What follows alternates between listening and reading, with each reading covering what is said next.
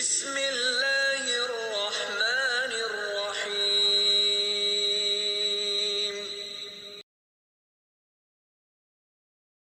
صلی علی رسولہ الکریم اما بعد فاعوذ باللہ من الشیطان الرجیم بسم اللہ الرحمن الرحیم۔ السلام علیکم ورحمۃ اللہ وبرکاتہ۔ اس دعا امید کے ساتھ کہ آپ جہاں پر بھی ہوں خیریت سے ہمیشہ خوش رہیں۔ سورہ نساء کا اردو ترجمہ ہم روزانہ پڑھتے ہیں۔ آج ہم آیت نمبر 135 کا ترجمہ پڑھیں گے، جس میں اللہ پاک ہمیں انصاف کے بارے میں بتا رہے ہیں کہ آپ نے کیسے انصاف کرنا ہے۔ اپنا آج کا سبق شروع کرتے ہیں۔ اعوذ باللہ من الشیطان الرجیم، بسم اللہ الرحمن الرحیم۔ آیت نمبر 135 of سورہ نساء۔ یا ایھا الذین، اے وہ لوگو، آمنو جو ایمان لائے، کونو ہو جاؤ، قوامین قائم رہنے والے، اے ایمان والو قائم رہنے والے رہو، بالقسط عدل و انصاف پر، اے ایمان والو عدل و انصاف پر مضبوطی سے جم جانے والے رہو، شہداء گواہ رہنا، للہ اللہ کے لیے، اور اللہ کی خوشنودی کے لیے سچی گواہی دینے والے بن جاؤ، ولو علی انفسکم، اور اگرچہ کہ وہ ہو تمہارے لیے، یعنی کہ اپنے خلاف ہی کیوں نہ ہو۔ اللہ پاک فرما رہے ہیں کہ چاہے وہ گواہی جو ہے وہ اپنے خلاف ہی کیوں نہ ہو، اوil والدین، یا والدین کے، والاقربین، یا رشتہ داروں کے، اے ایمان والو عدل و انصاف پر مضبوطی سے جم جانے والے اور اللہ کی خوشنودی کے لیے سچی گواہی دینے والے بن جاؤ، گو وہ خود تمہارے اپنے خلاف ہو، یا تمہارے والدین کے یعنی ماں باپ کے، یا رشتہ دار عزیزوں کے، ان یکن غنیا، یا وہ شخص اگر امیر ہو، او فقیرن، یا فقیر، فاللہ یعنی غریب، وہ شخص اگر امیر ہو یا فقیر ہو، فاللہ اولی بہما، تو دونوں کے ساتھ اللہ کو زیادہ تعلق ہے۔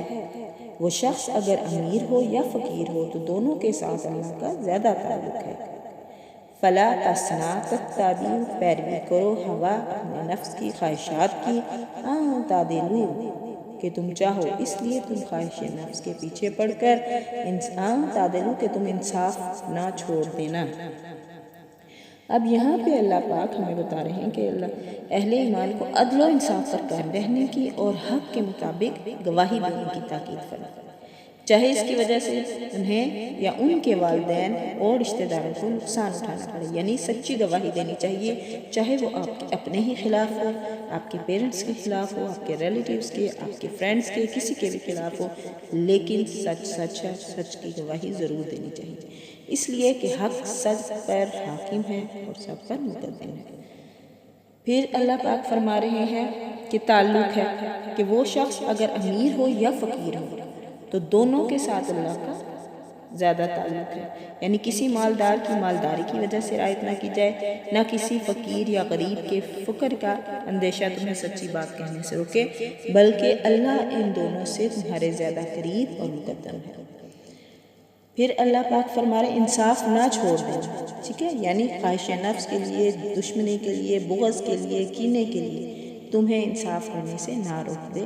جیسے دوسرے مقام پر فرمایا وَلَا يَجْرِمَنَّكُمْ شَنَآنُ قَوْمٍ عَلَىٰ أَلَّا تَعْدِلُوا، سورہ مائدہ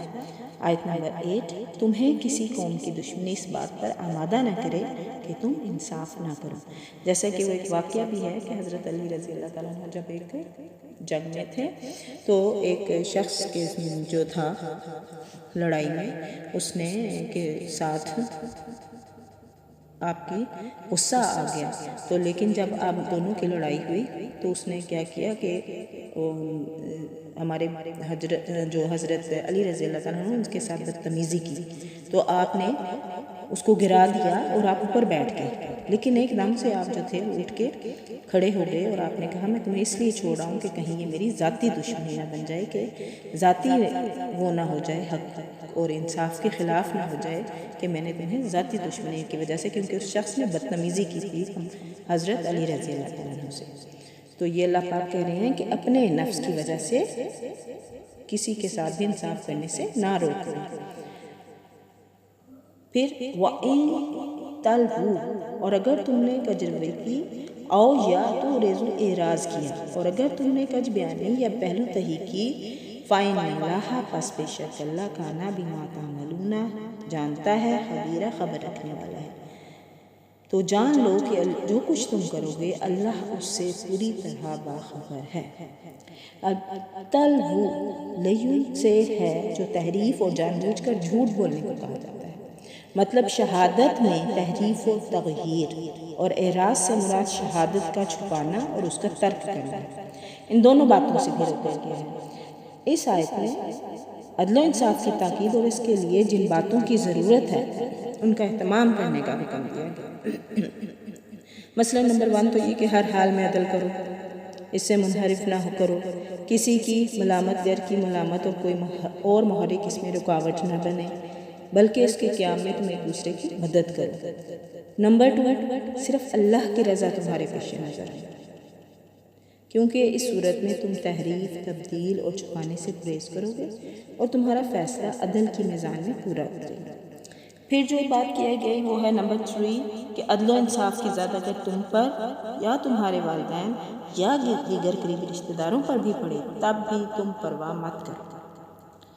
اور ان کی رعایت کے مقابلے میں عدل کے تقاضوں کو اہمیت دیں۔ نمبر 4 کسی مالدار کی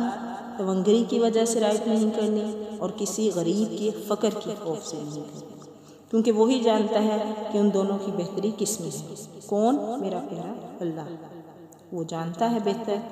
پھر نمبر 5 کہ فیصلے میں اپنی خواہش نفس کو آڑے نہیں آنے دینا۔ عدل کا یہ اہتمام، یعنی یہ 5 چیزیں جو میرے پیارے اللہ نے اس آیت میں بیان فرمائی، جس معاشرے میں ہوگا وہاں امن و سکون اور اللہ کی طرف سے رحمتوں اور برکتوں کا نزول۔ صحابہ کرام رضی اللہ تعالیٰ نے اس نقطے کو بھی خوب سمجھ لیا تھا، چنانچہ حضرت عبداللہ بن رواح رضی اللہ تعالیٰ عنہ کی باب بتاتا ہے کہ رسول اللہ صلی اللہ علیہ وآلہ وسلم نے انہیں خیبر کے یہودیوں کے پاس بھیجا کہ وہ وہاں کے پھلوں اور فصلوں کا تخمینہ لگا کریں۔ یہودیوں نے رشوت کی پیشکش کی تاکہ وہ کچھ نرمی سے کام لیں۔ انہوں نے فرمایا اللہ کی قسم میں اس کی طرف سے نمائندہ بن کر آیا ہوں جو دنیا میں مجھے سب سے زیادہ محبوب ہے، اور تم میرے نزدیک بندروں اور خنزیروں سے زیادہ پسندیدہ ہو، لیکن اپنے محبوب کی محبت اور تمہاری دشمنی مجھے اس بات کا آمادہ نہیں کر سکتی کہ میں تمہارے معاملے میں انصاف نہ کروں۔ یہ سن کر انہوں نے کہا اسی عدل کی وجہ سے آسمان اور زمین کا یہ نظام قائم ہے۔ تفسیر ابن کثیر میں یہ واقعہ جو ہے وہ درج ہے۔ اور ہمیں بھی اپنے ملک میں اور ایز اے مسلم چھوٹے سے چھوٹے معاملے میں اور کسی بھی بڑے معاملے میں اسی طرح عدل و انصاف کے چاہے وہ حقوق العباد کا کسی سے بھی تعلق ہو، اس میں عدل و انصاف سے کام لینا چاہیے۔ پڑھنے میں بتانے میں غلطی کوتاہی کمی بیشی رہ گئی ہو تو اللہ پاک معاف فرمائے۔ جہاں بھی رہیں خوش رہیں، دعاؤں میں یاد رکھیے گا۔ وآخر دعوانا ان الحمدللہ رب العالمین، فی امان اللہ، best wishes and good look.